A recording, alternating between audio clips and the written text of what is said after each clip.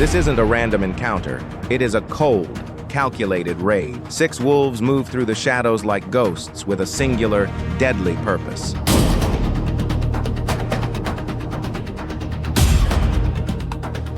They aren't just hunting for a meal. They are executing a mission where every second counts. The air in the high timber is cold, but the tension is bone-chilling. In the world of high-stakes survival, the wolf pack operates like a tactical unit.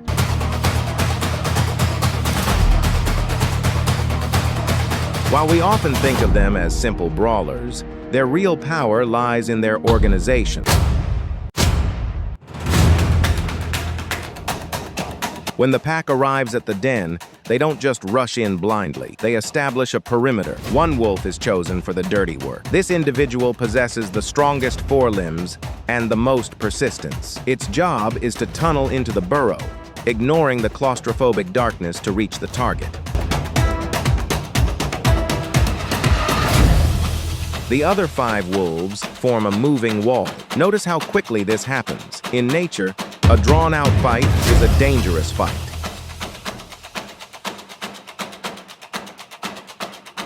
By finishing the extraction in seconds, the wolves minimize the chance of a counterattack from an angry parent. The safe haven is gone. In a heartbeat, the burrow has been transformed from a sanctuary into a snatch-and-grab scene. The wolves know that the longer they linger at the den site, the higher the risk of a lethal confrontation with a returning parent. This is where the pack shifts from the excavators to the sprinters.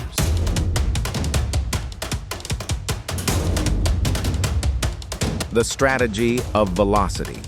Once the cub is secured in those powerful jaws, the mission enters its most dangerous phase. The wolves don't celebrate, they mobilize. The wolf carrying the prize becomes the most valuable member of the unit.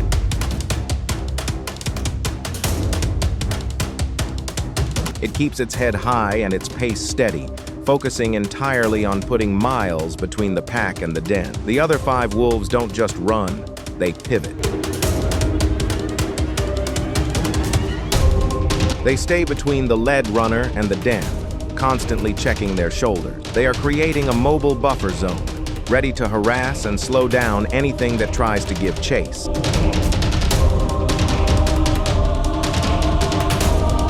Once the cub is in their jaws, no more hesitation. Speed becomes the strategy, and distance becomes the defense.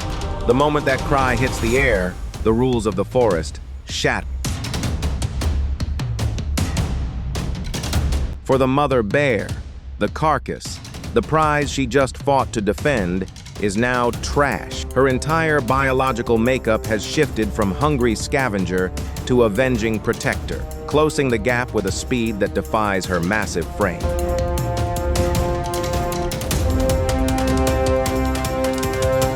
A mother bear in a red zone charge can hit speeds of 56 kilometers per hour, 35 mph. She doesn't start slow.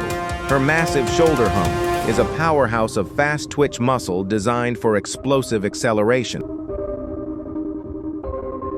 Unlike the wolves, who are agile and light, the bear is a freight train. She doesn't weave through the erg tick, she plows through it, snapping saplings like toothpicks as she zeroes in on the wolf carrying her cub.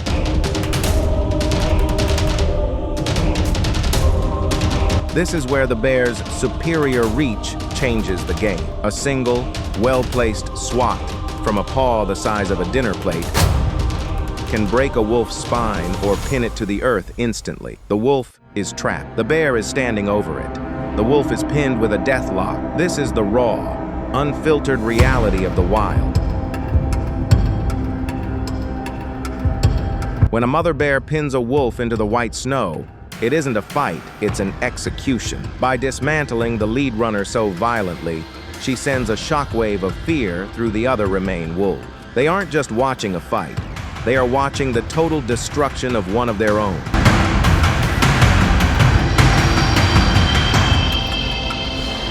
The mountain has become a house of mirrors. Just as the mother bear delivers her brutal justice on the first wolf, the rest of the forest proves that in the wild, chance is a predator's best friend.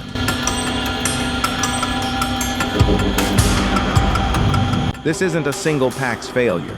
It's a second, fresh wave of 4 wolves exploiting the mother's maternal rage to hit the safe room while it's undefended. This is a tactical pincer move that the mother bear never saw coming. The second pack of 4 isn't just circling, they are creating a relay system, the one who went shoulder deep. 2 wolves positioned between the den and the mother bear, ready to sacrifice themselves to buy the extractor 5 more seconds. 1 wolf, already looking for the fastest route into the deep pressure ridges of the ice where a bear cannot easily follow. The calculated move has worked.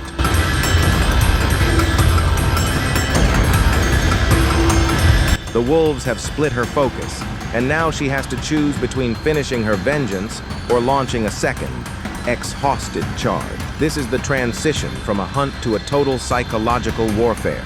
The wolves aren't just looking for calories anymore, they are testing the boundaries of an apex predator's territory.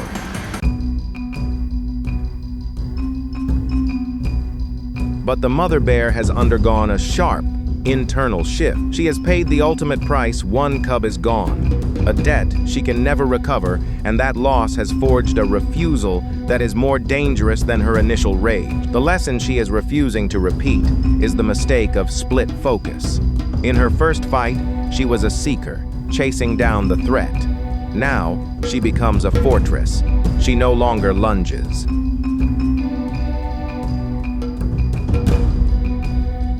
She stands directly over the entrance of the burrow, her massive paws anchoring her to the frozen earth. By refusing to chase, she neutralizes the wolves' greatest weapon. Returns in their full strength, perhaps 10 or 12 wolves now.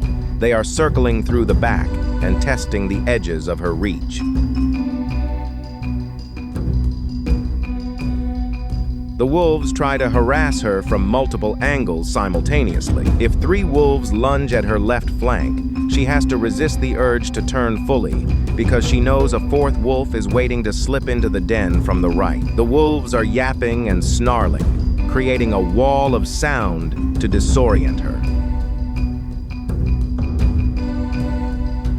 They are waiting for her to lose her temper and make one final, exhausted charge. The pack is looking for a mechanical opening. They want her to stumble or collapse from the stress. But a mother bear in this state is fueled by a level of protective adrenaline that can last for hours. The first cub is gone, a body taken from the den. That loss has stripped away her caution.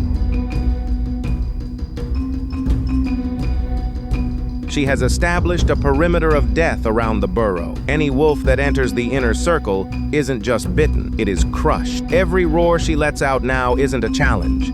It's a statement. She is telling the pack that the price for the second cub is the entire pride. This is the stalemate of the dam. In the frozen heart of the tundra, there is no more room for tactics, only the grinding physical reality of survival. The wolves are pressing and testing because their internal biological clocks are screaming for calories, but the mother bear is a wall of bone and fury that refuses to crack. This coalition of predators has created a perimeter of death, and every second that passes is a high-stakes gamble with a fatal outcome.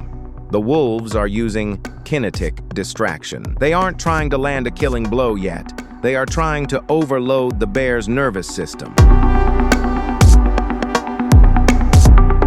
By lunging in and immediately springing back, the wolves force the bear to twitch react.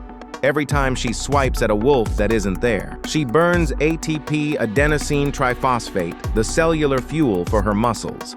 They are bouncing around her like sparks off an anvil. To the bear, the pack is no longer 6 or 12 individuals.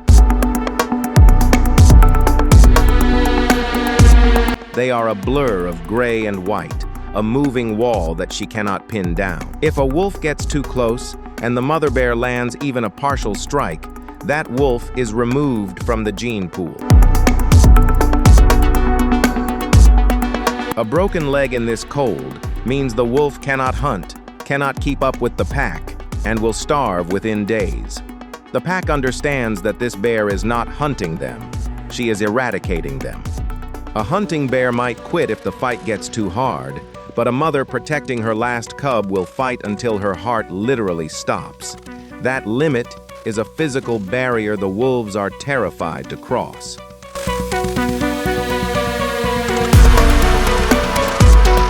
She is low idling. She has stopped the 360-degree surges and is now moving only her head and front paws. She is saving every ounce of energy for the one wolf that actually commits to a lunge.